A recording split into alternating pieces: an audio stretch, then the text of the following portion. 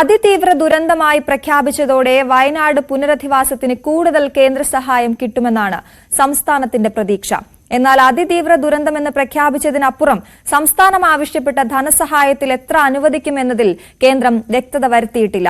ഇതിനിടെ കേന്ദ്ര അവഗണനയ്ക്കെതിരെ മുഖ്യമന്ത്രി രംഗത്തെത്തി. ദേശീയ ദുരന്തമായി പ്രഖ്യാപിക്കാൻ മാനദണ്ഡങ്ങൾ അനുവദിക്കുന്നില്ലെന്ന് കേന്ദ്രം നേരത്തെ തന്നെ അറിയിച്ചിരുന്നു. ഇതോടെ അതിതീവ്ര ദുരന്ത വിഭാഗത്തിൽ വയനാട് ദുരന്തത്തെ ഉൾപ്പെടുത്താനായിരുന്നു സംസ്ഥാനത്തിന്റെ ശ്രമം. ഇത് സംബന്ധിച്ച് കേന്ദ്രവുമായി പലവട്ടം കത്തിടപാടുകൾ നടത്തിയെങ്കിലും ഫലം കണ്ടില്ല. പകരം സംസ്ഥാനം കണക്കുകൾ വ്യക്തമായി സമർപ്പിക്കുന്നില്ലെന്നായിരുന്നു കേന്ദ്ര മറുപടി.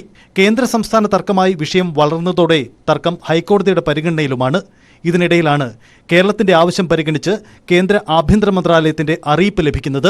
അതിതീവ്ര ദുരന്തമാകുന്നതോടെ ദുരന്ത നിവാരണ നിയമത്തിലെ ലെവൽ 3 യോഗ്യത വയനാടിന് കിട്ടും. അതായത് ദുരന്ത പ്രതികരണ നിധിയിൽ നിന്നുള്ള അധിക സഹായത്തിന് യോഗ്യതയായി. ദുരന്തബാധിതരുടെ വായ്പകൾക്ക് കൂടുതൽ ഇളവുകൾക്ക് സാധ്യതയുണ്ട്. നഷ്ടപരിഹാരവും പുനരധിവാസവും അടക്കം 2221 കോടിയുടെ കണക്കാണ് കേരളം കൈമാറിയിരിക്കുന്നത്. ഈ ആവശ്യം പൂർണ്ണമായി പരിഗണിക്കുമോ എന്നതിൽ വ്യക്തതയില്ല. ഇതിനിടെ സംസ്ഥാനത്തെ കേന്ദ്രം അവഗണിക്കുന്നുവെന്ന് ആരോപിച്ച് മുഖ്യമന്ത്രി വീണ്ടും രംഗത്തു വന്നു. നമുക്ക് സഹായം വേണമായിരുന്നു. ആ സഹായം തരാൻ ബാധ്യപ്പെട്ടവരാണ് കേന്ദ്ര ഗവൺമെന്റ്. ചില്ലിക്കാശ് തന്നില്ല. അന്ന് അദ്ദേഹം പറഞ്ഞ മറുപടി ഉചിതമായ മറുപടിയാണ്. സഹായിക്കും, എല്ലാ കാര്യങ്ങളും പരിശോധിക്കട്ടെ, വിലയിരുത്തട്ടെ, കേന്ദ്ര സംഘം വരും, അതിനുശേഷം ആവശ്യമായ സഹായം ചെയ്യും. നല്ലത്, നല്ല പ്രതീക്ഷ കേരളത്തിനുണ്ടായി. മാസങ്ങൾ പിന്നിട്ടു, നമുക്ക് സഹായമില്ല. എന്തേ കേരളത്തിനുള്ള കുറവ്?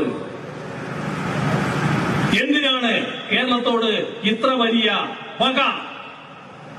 മുമ്പ് പാർലമെന്റിലടക്കം വ്യക്തമായ മറുപടി നൽകാതിരുന്ന കേന്ദ്രം ഇപ്പോൾ അയഞ്ഞത് കടുത്ത രാഷ്ട്രീയ സമ്മർദ്ദത്തെ തുടർന്നാണെന്നാണ് സൂചന. ഹൈക്കോടതി സ്വമേധയാ കേസെടുത്ത് മുന്നോട്ടു പോകുന്നതും കേന്ദ്രം അനുകൂല തീരുമാനമെടുക്കുന്നതിന് കാരണമായിട്ടുണ്ട്. കേന്ദ്ര തീരുമാനത്തോട് ഇതുവരെ സംസ്ഥാന സർക്കാർ പ്രതികരിച്ചിട്ടില്ല. ന്യൂസ് 18 തിരുവനന്തപുരം.